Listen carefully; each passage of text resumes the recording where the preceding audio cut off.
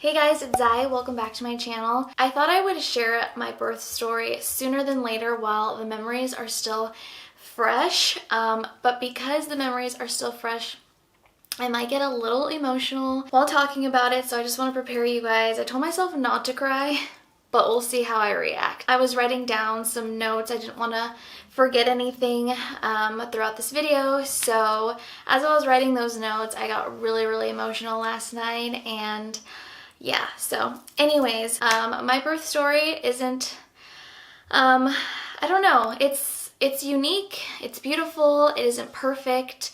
I think everyone's birth story is that way. I told myself from the very beginning, once I got pregnant, that I was going to not compare myself to somebody else's pregnancy or story or the way that they looked, because I just know how hard that is to compare yourself and to question why certain things happen the way that they do. And I told myself from the very beginning that I don't want to do that to myself, whether that be looks or how my pregnancy goes or whatever it may be. Like, everyone's pregnancy journey, everyone's journey with either laboring or having a C-section or whatever it is that you decide to do, like, it's personal and it's unique to you, and it doesn't make it any less beautiful that way. So I just wanted to put that out there, because my story, it's not a perfect story, but that doesn't mean it isn't a beautiful story. It's also a little bit scary, but anyways, I am gonna get on to the video. I have my notes. I'm gonna start off though from the very beginning, just so everything makes sense. I do have a few clips that I took like on my phone and stuff. Like, we didn't vlog really, we just used our phones to film certain parts of this journey, so I may put some in there, including the first time that I laid my eyes on Lucas, which I didn't even see until I think last night or 2 nights ago. Steven had it on his phone. He showed it to me and I was like, oh my god, like, it's just insane how, like, I kind of remember it, but then I was so drugged up. But anyways, I'll get to that. We are going to start off with my 36-week doctor's appointment. So I went in literally the day I turned 36 weeks, and the doctor that I had was actually the same doctor that did my 8-week ultrasound. I went in, we did an ultrasound, and that's the day that I found out my baby was breech, and that was on a Tuesday. So because I thought Steven couldn't come with me to appointments, but apparently now, at least here in Germany on the military base, like, you are, I guess, allowed to bring one person.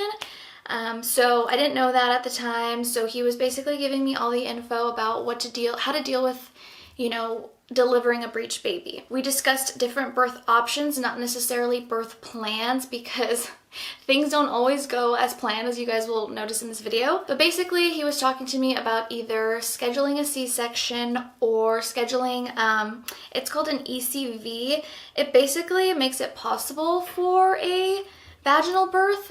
You're basically trying to like flip the baby, and so I was kind of leaning towards that. I just didn't know if I wanted to do it at my 37-week window or 39 weeks, because we didn't know the baby was going to come literally a few days later. So we had discussed that, but I wanted to go home, discuss it with Steven, see what he thought, and we actually ended up going back again so we can discuss it with him later that week. I think it was on a Friday. So I saw him on a Tuesday, and then Steven and I went to go talk to him again on Friday. But in between then, the next day, which was Wednesday, I actually started having, I'm like looking at my notes, by the way, you guys, because I don't want to forget anything. I started having contractions like in the middle of the night, and they weren't like I'm in labor contractions, like laboring contractions. They were very mild. I just started feeling like I had like menstrual cramps, like, you know, when you're on your period and you kind of get that back pain. So I started Googling like what that meant, and it's usually just like your body preparing. Doesn't mean you're in active labor. So I wasn't too worried about it. But then later that night, I was actually on my way to Bible study, and I just realized like every time I started having the contractions again, but to the point now where like I had to wait for them to be over to do something, to like move or try and get out the car, because I was also buying groceries. So yeah, I was like, okay, they're getting stronger. I'm getting a little concerned. I'm getting really uncomfortable. So I called again, and they just told me to go in just to see what it was. So I went in, they monitored me for like 2 to 3 hours, and of course they're gonna give you all case scenarios, especially when they don't know what's happening, and whether if that was like if I'm in active labor, or are these just like Braxton Hicks, or am I dehydrated, etc. So that's why they monitored me for so long. They had me drink a ton of water to see if it was because I was dehydrated. Where are we at, baby? I'm about to have another contraction right now. I feel it. At least the baby's okay. That's all I care about. I'm filming you. I'm gonna film the baby's heart rate, or a little squiggly, tell them which one it is. It's the top one. It's the green one. The green line. And then we're on my contractions. And yeah, you can see it's the little... You can see it going up. Yeah. Monitoring my heart rate, baby's heart rate. They said baby's really good. They keep asking if it's a boy or girl. And Steven and I were like, wait, it's a surprise. So that's pretty much the update right now. I'm trying not to be nervous because I literally just got hit with all this information yesterday, and like a night is not enough to process literally everything. So I'm hoping I'm not in labor yet, but we'll see. Of course, we discussed like what would happen if I was in active labor, and so they gave me like all the scenarios, like we might have to do a C-section, if we can, we will try and flip the baby, like all these things. So I was really stressed because I'm like, if the baby comes today, like we literally don't have anything, we don't have our bags, like I just did not feel prepared. Came to the conclusion that it was because I was dehydrated, and I was so embarrassed. I'm like, oh my God, it's literally because I'm dehydrated. And they told me not to worry about it. That apparently happens all the time. So they ended up letting us leave, and so we went home. I will say though, after I left, I wasn't the same. Like I was very slow. I couldn't walk fast. I just like, my body just felt like the time is near, you know? So Friday rolls around, we talk to our doctor, Steven and I talked to our doctor, and we discuss what we want to do. So we had a plan, and obviously that plan did not happen because literally the next day, I woke up at 3 a.m. on a Saturday. I woke up and I started having like the worst contractions, and I knew, I'm like, they should not be, like I have to be in labor because they are so bad to the point where I had to squeeze Steven's hand. I had to remind myself to like breathe deeply. It was so painful, and I just had this feeling, and I kept drinking a ton of water. I drank maybe like 3 or 4 of these within like a short window, so that I knew like, okay, is it because I'm dehydrated again? Like what's going on? So after drinking all that water, I still had them. I still felt them. I'm like, okay, it's time to start grabbing our bags. We had to call my friend Nicole just in case so that she can grab Penelope. And so that's basically what we did. We grabbed our bags. I called the nurse. She told me to come in. We went in, and that was we got to the hospital, I want to say around like 8 a.m. Oh, why is the lighting is making my camera have like these like black lines? That's really frustrating. Well, we're in the room now. I'm pretty sure this is just like the room where they check you before they know you're even in labor, or like just to see what's going on. But so freaking strange. Like since I got here, like the baby's moving like extremely, to the point where like I feel like it's trying to put its head down, which is what we were trying to do originally. But I think he's doing it naturally. It's so trippy because I have like all of these things set up, and I keep seeing this big one like bounce up. Are you taking a picture of me again? What are you doing? Yeah, I keep seeing this little like monitor move up. You're gonna love that photo. Move up and down. Oh, that means it's ugly. But yeah, like I can feel the baby's head like lower than it's ever been. And that's actually like a really good sign, like if I am going into labor. Just for so many reasons. It's like the only reason I've been super concerned, and like that's the only complication I've had this whole pregnancy. So they're gonna do an ultrasound, see if I'm even in labor. I just lost a little bit more of my mucus plug and I'm still contracting, although they're not as bad as they were earlier today, so we'll see. We'll see. I'm like not even kidding, like the baby, whoo, I'm getting another one right now. The baby's literally moving. Everything was going well. They had me lay on a bed. They were monitoring mine and the baby's heart. Everything was really, really chill, you guys. And then I noticed, because if you guys see those little monitors, they're like really big and bulky. I noticed the baby started moving, like Lucas started moving like drastically. And I thought, you know, maybe like, because I've never gone through this before. I'm like, if my body is going into labor, maybe he knows that and he's trying to like move and go head down. Like, is that what's going on? Steven and I were actually, we were getting really excited because we're like, okay, like maybe this is a really good sign. Like he was moving a lot. All of a sudden, we had nurses rushing into the door because apparently the monitors that we see in the room, they also have outside, so that like in the lobby, so that they can also continue to check on us. Like it was like in the movies where you got like 4 nurses rushing in. They're not telling you what's going on. They're like giving each other all these codes and like just the way that they talk to each other. And Steven and I are like, what the heck is going on? Like, and I knew too, like, because they were trying so hard to find the babies. I keep saying baby, but I can't. Because they were trying so hard to find Lucas's heartbeat. I guess they couldn't find it for a second and then they noticed it started to drop. So they kind of were like freaking out and they had me moving in all different positions and I'm contracting over here. So like moving is really painful for me.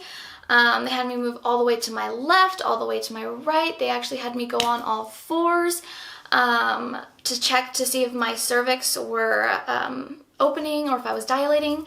And yeah, so like everything was just happening so quick and I just started crying because I was like, what's going on? Like what's happening to my baby? Like, can you guys find his heartbeat? Like what's going on?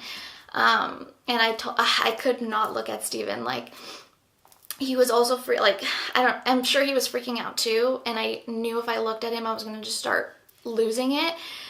So I couldn't even look at him. I just saw him from like the side of my eye and I was trying really hard to like not stress myself because I knew if I stressed, the baby was going to stress even more.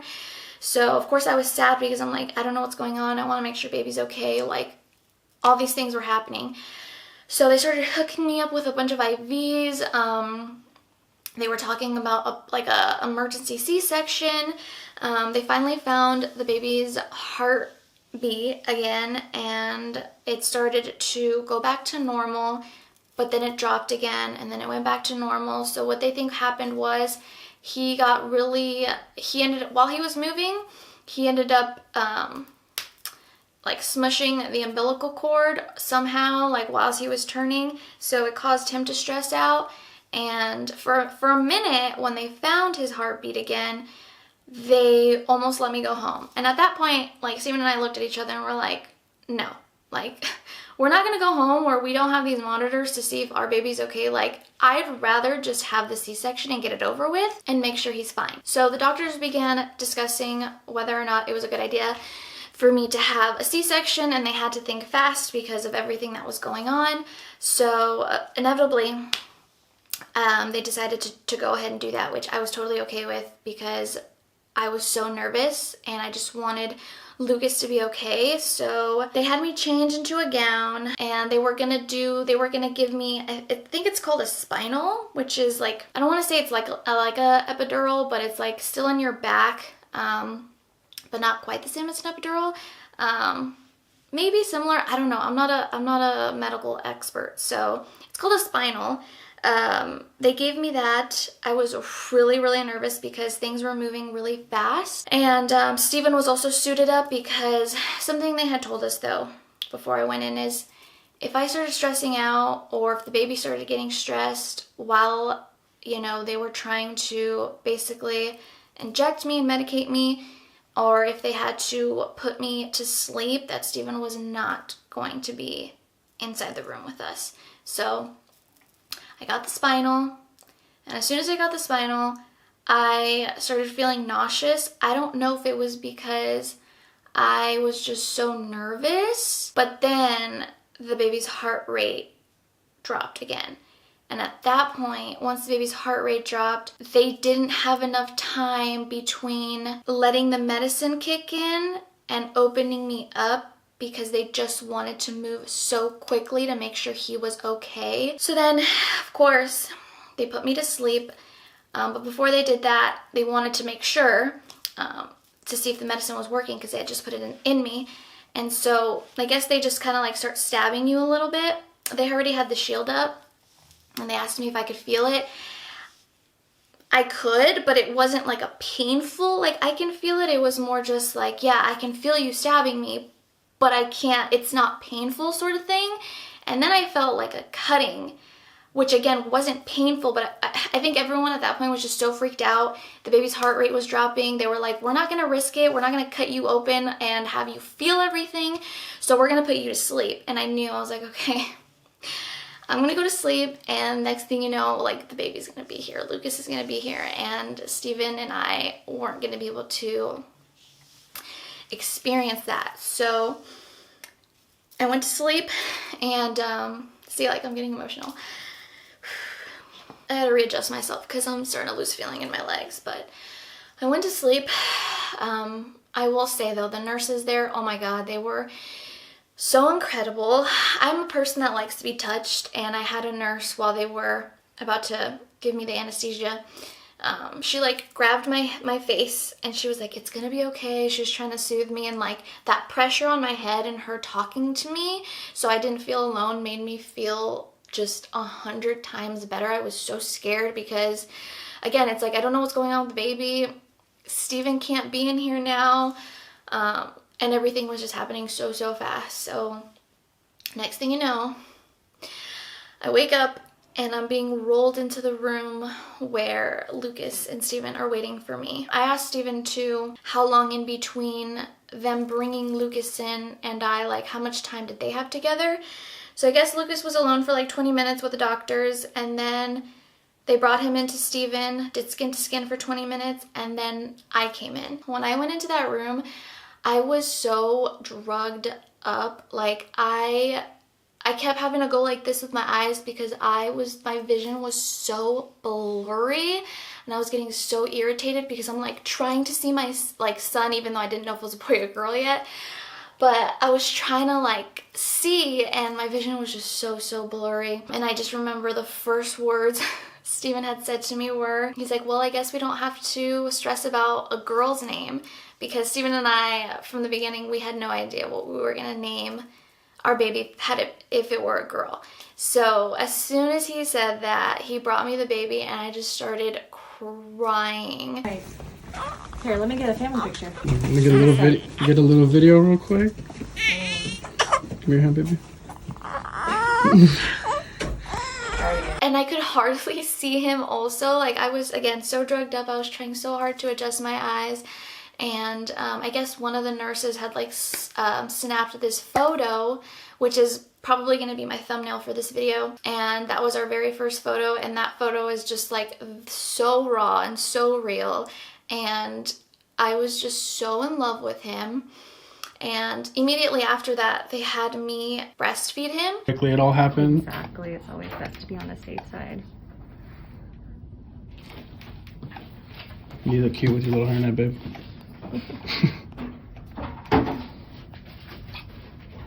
What are you doing? You just playing around? Like I'm saying, guys, like it wasn't like the perfect scenario had I been able to choose what was gonna happen. But I look back and I think about how grateful that I am to have had all that support from the doctor and the nurses and my husband, and like, and eventually, like, in the end, everything turned out okay. And that's really, like, that's the point that I got to, was I'm just so happy that my baby is okay. And there was no complications after birth. I mean, in the end, everything came into place.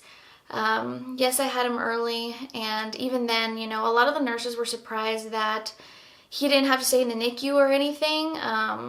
even though I was like 36 weeks and maybe 4 days, they were still surprised that he didn't have to be in the NICU. He's really, really small. He was 5 pounds, 7 ounces. But again, great sign. He was fine. He's healthy and he's happy. He's sleeping right now. I'm actually gonna go grab him so you guys can see him in the video. You do big stretches? You gonna do big stretches, Papa? Did I ruin your nap? Did I ruin your nap? Huh? He's still so tired. Did I ruin your nap? No. No, I didn't. Okay, Mama's gonna hold you, okay? Look at the face. Can you guys see him? Look at that face. Look at that nose. As I was saying, this baby is healthy. He's here. I'm so grateful for that. It's not a perfect story, but it's my own unique story, just like everyone else's. And part of me really wanted to share this too because, you know, especially on like social media and on YouTube, like we try so hard to, you know, show you obviously the highlights of our lives. And that's where the comparison comes in. And it can be really, really hard, especially with moments like giving birth to your child and wanting to hear their first cry and like feel them coming out of you and having your significant other there with you and like all the things I thought I wanted. And of course I did, because like who doesn't want that? In the end it genuinely didn't matter to me. Like I don't think back now and I think, oh, I still wish I would have had a vaginal birth, or I wish things had been different. Like I don't think that at all. You're gonna get hungry. It's almost time. It's almost time for feedings. But I'm gonna wrap this up real quick because he's on his mark. He's really good about when it's time to eat. But yeah, anyways, I told myself that I wasn't gonna think that way because he's here and it could have been just a million times worse, and he could have complications, or I could have had a ton of complications. A lot of you guys are DMing me and telling me that like you're surprised that I'm like up and about so quickly after having a C-section. Me too. Literally, Steven and I thought it was going to be a while until I was going to be able to do things on my own, and I still cannot push it because every time I try and do more, I definitely feel it. Oh my gosh. Oh my gosh, you okay? So yeah, anyways, I'm gonna wrap up this video because he is gonna start fussing soon. If he doesn't get food, he gets very, very fussy.